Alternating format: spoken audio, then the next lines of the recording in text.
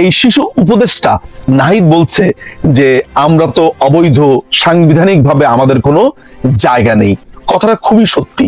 অর্থাৎ তার একটা ভয়ঙ্কর ভয়ের মধ্যে আছে। দিল্লি না ঢাকা করলি, তাহলে ভারত থেকে তুই চাল আনছিস, মেট্রো রেলের কার্ড বানাচ্ছিস, তাহলে আমাদেরকে ভুজুং ভাজুং দিচ্ছিস কেন রে? এই দখলের আজকে আপনাদের মাঝে টক শোর আরেকটা ভিডিও নিয়ে আমি হাজির হলাম। সেখানে বলা হচ্ছে নির্বাচন হলে নির্বাচনে বিএনপি আসুক বা জামায়াত আসুক বা আওয়ামী লীগ আসুক, কিন্তু সমন্বয়করা পালানোর জায়গা পাবে না। এটাই টক শোতে একটা প্রশ্ন করা হয়েছে এবং টক শোতে কি বলেছেন উপদেষ্টাদের নিয়ে আজকে আমরা সেটাই শুনবো। চলুন এখন আমরা বেশি দেরি করব না, বেশি দেরি না করে ভিডিওটি দেখে আসি। এই শিশু উপদেষ্টা নাহিদ বলছে যে আমরা তো অবৈধ, সাংবিধানিকভাবে আমাদের কোনো জায়গা নেই। কথাটা খুবই সত্যি। অর্থাৎ তার একটা ভয়ঙ্কর ভয়ের মধ্যে আছে যে সংবিধান যদি এটাকেই মেনটেন করতে হয়, তাহলে তারা একটা অসাংবিধানিক ভাবে আছে, অবৈধভাবে আছে, ভবিষ্যতে তাদের ফাঁসি হয়ে যেতে পারে। তাই তারা কি বুদ্ধি বার করলো, তারা এটিকে মুক্তিযুদ্ধের একটা প্যারালাল জায়গাতে নিয়ে যাবে। তারা যুক্তিটা এরকম দিচ্ছে যে মুক্তিযুদ্ধের পরে যদি আপনারা নতুন সংবিধান করে দেশ গড়তে পারেন, তাহলে এটাকে যদি আমরা দ্বিতীয় মুক্তিযুদ্ধ বলে নতুন করে সংবিধান করি, তাহলে এটা দ্বিতীয়বার। বুদ্ধির বহর দেখেন। অর্থাৎ ভবিষ্যতে তারা বলবে এটা নতুন করে আমরা দেশ স্বাধীন করেছি, তাই নতুন করে সংবিধান। কিন্তু রে ভাই, ফাঁসির দড়ি তোরা কি কোনোদিন এড়াতে পারবি? এই সংবিধানকে পাশ কাটিয়ে যা করা হবে সবই অবৈধ। কয়েকটা বাচ্চা ছেলের কাছে সারা বাংলাদেশ জিম্মি হয়ে গেছে।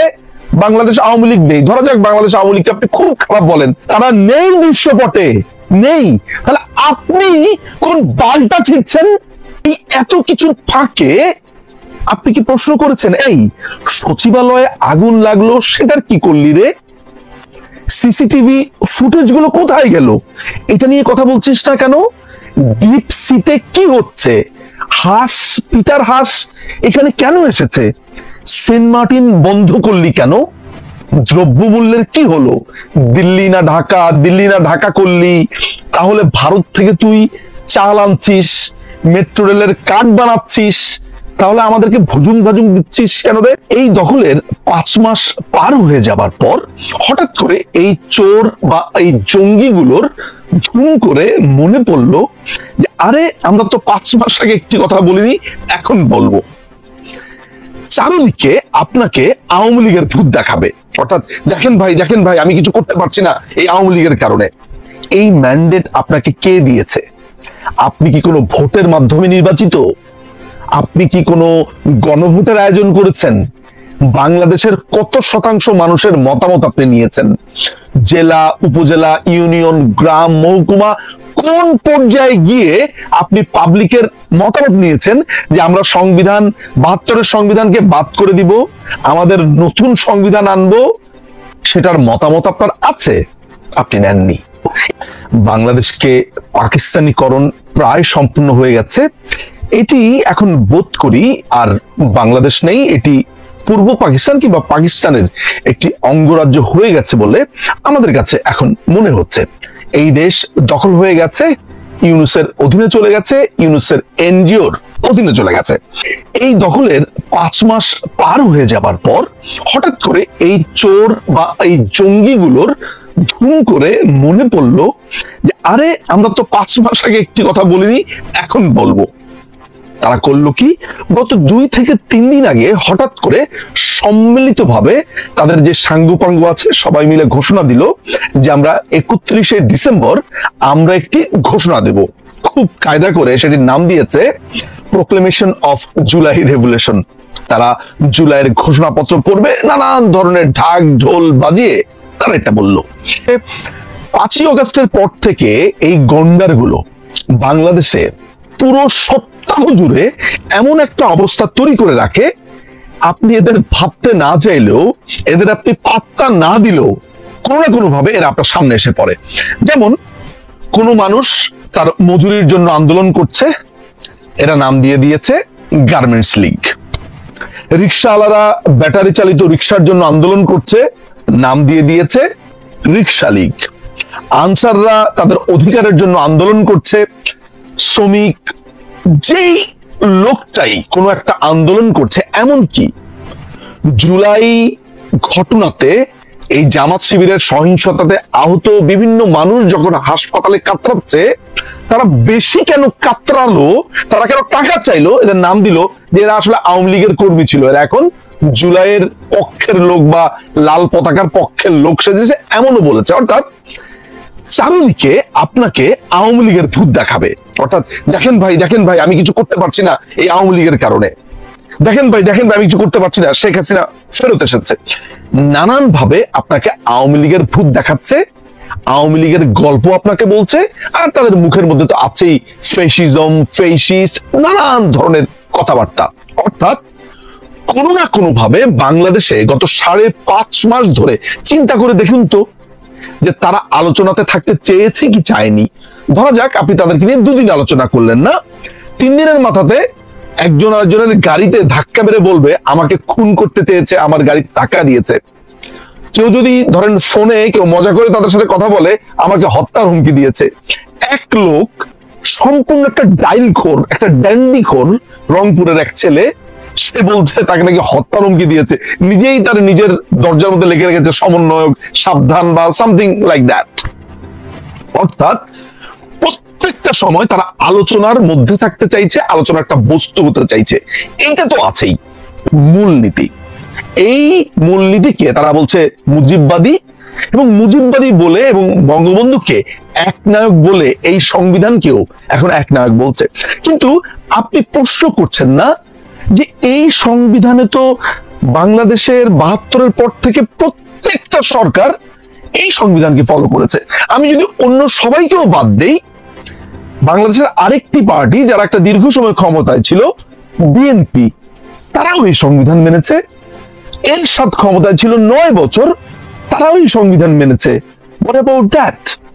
এবং এই সংবিধান নিয়ে প্রচুর আলাপও হয়েছে তার পক্ষে, এরাই বলেছে হচ্ছে এই যে আপনি ক্ষমতা দখল করলেন, এই যে আপনি নতুন করে সংবিধান আনতে চান, যেটা আগামীকালকে খুব সম্ভবত ঘোষণা দেওয়া হবে, এবং ফরহাদ মজাহার এটা বারবার বলে আসছে, এই ম্যান্ডেট আপনাকে কে দিয়েছে?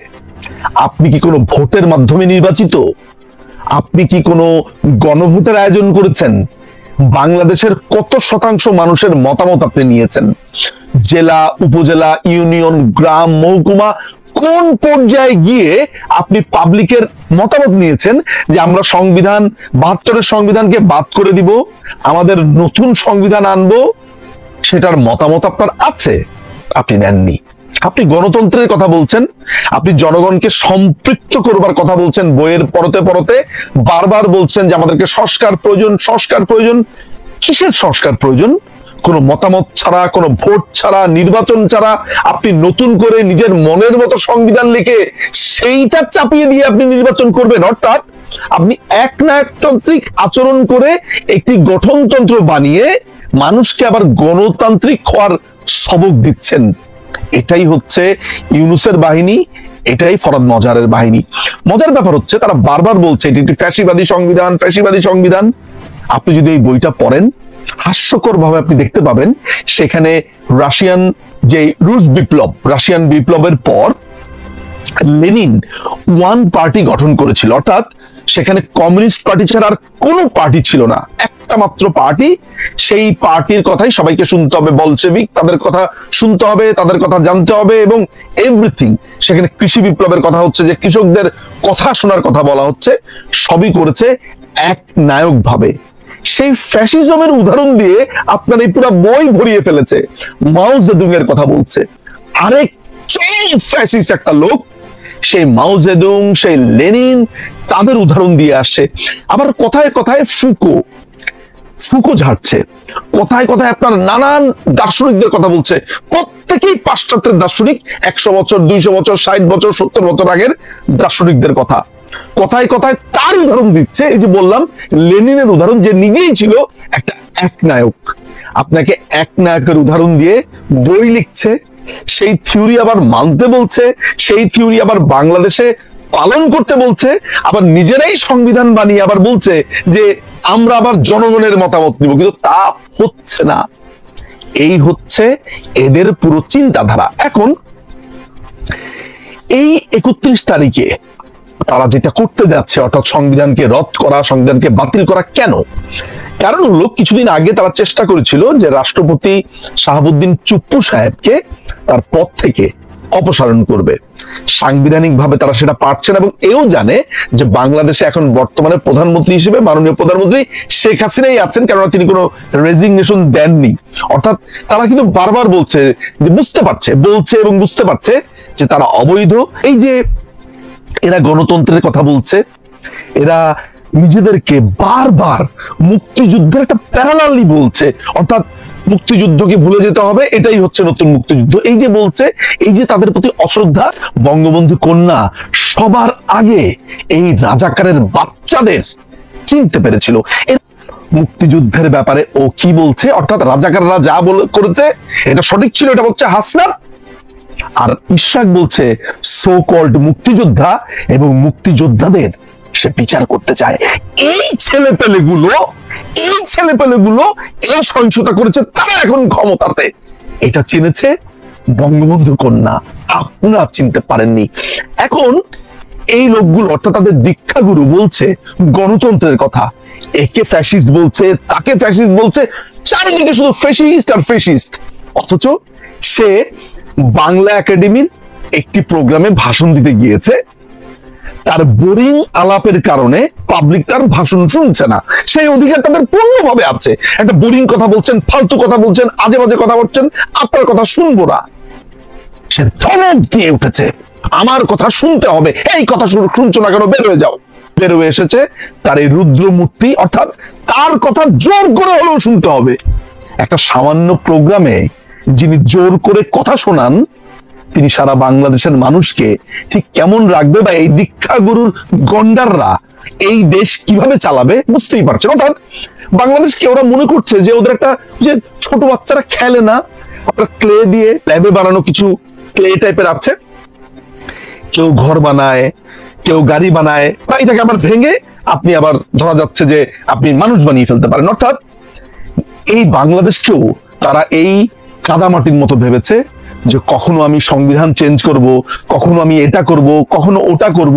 এই এত কিছুর ফাঁকে আপনি কি প্রশ্ন করেছেন, এই সচিবালয়ে আগুন লাগলো সেটার কি করলি রে?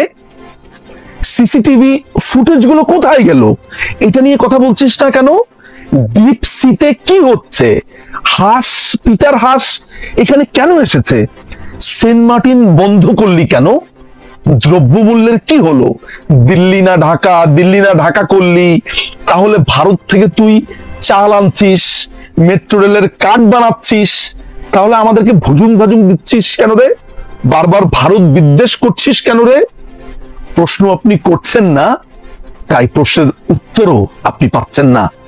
কয়েকটা বাচ্চা ছেলের কাছে সারা বাংলাদেশ জিম্মি হয়ে গেছে।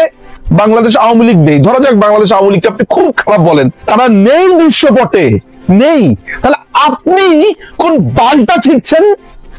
আপনি এত বড় বড় কথা বললেন যে আওয়ামী লীগ নাকি মুক্তিযুদ্ধকে তার পকেটে ঢুকিয়েছে, বঙ্গবন্ধুকে সার্বজনীন হতে দেয়নি।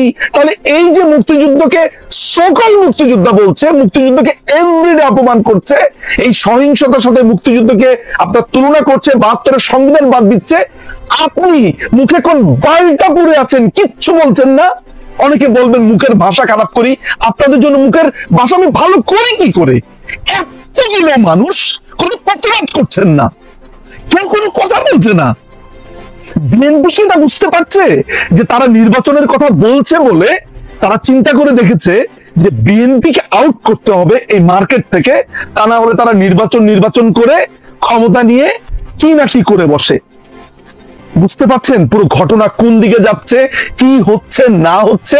এই 31 তারিখ আর কিছুই না, শুধু নিজেদের ক্ষমতাকে একটা দীর্ঘ সময়ের জন্য বাংলাদেশের বুকে যাতে চেপে বসতে পারে, তাদের উপরে কেউ কথা না বলতে পারে, সেটারই ব্যবস্থা চলছে।